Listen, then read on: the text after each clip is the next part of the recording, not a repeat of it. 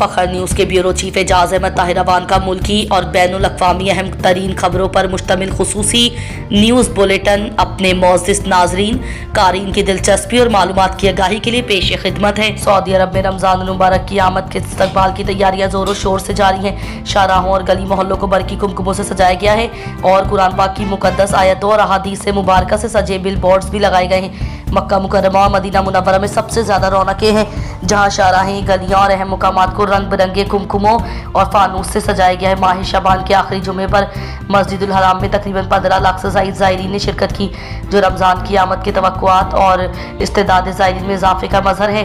रमज़ान की मुक़द्दस सात से लम्हा लम्हा नेकी बटोरने के सुनहरी मौक़ों से मुस्तफ़ीद होने के लिए मुतादिद इस्लाही और तबलीगी प्रोग्राम भी तरतीब दिए गए हैं। PNS खैबर खैर सगाली दौरे पर कैप्टन अली रज़ा की क़यादत में जद्दा इस्लामिक पोर्ट पहुंचा।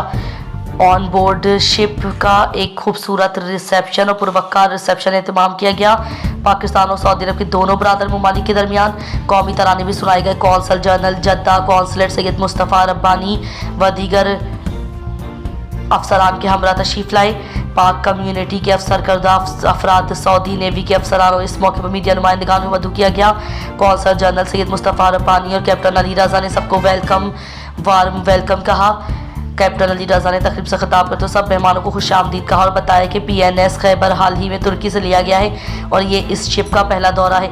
PNS खैबर जदीद दौरे जदीद के तकाज़ों के मुताबिक मुकम्मल जंगी सलाहियतों से मज़ीन भी है और हज़रत अली के फ़तह करदा किला खैबर की मुनासबत से इसका नाम PNS खैबर रखा गया। और अब हम पाकिस्तान जाएंगे। बाद अज़ां सब मेहमानों की पुरतकल्लुफ़ यादगार डिनर से खातिर तवाज़े की गई। कैप्टन अली रज़ा और कौंसल जनरल ने सब मेहमानों को अलविदा किया और ये पुरवक्कार यादगार तकरीब इख्तिताम पजीर हुई। शहर कायद कराची में अपना कराची अवार्ड 2026 में 200 से ज़ायद नामवर शख्सियात को उनकी गिरान कदर फरमी खिदमात के एजाज़ में अवार्ड तकसीम किए गए। वज़ीर आज़म शहबाज शरीफ के यूथ प्रोग्राम के चेयरमैन राना मशहूद अहमद तकरीब के मेहमान खुसूसी थे, जिन्होंने मारूफ शख्सियात को अवार्ड से नवाजा। फ़नून लतीफ़ा, खेल, तालीम व दीगर शोबों की अहम शख्सियात को अवार्ड दिए गए।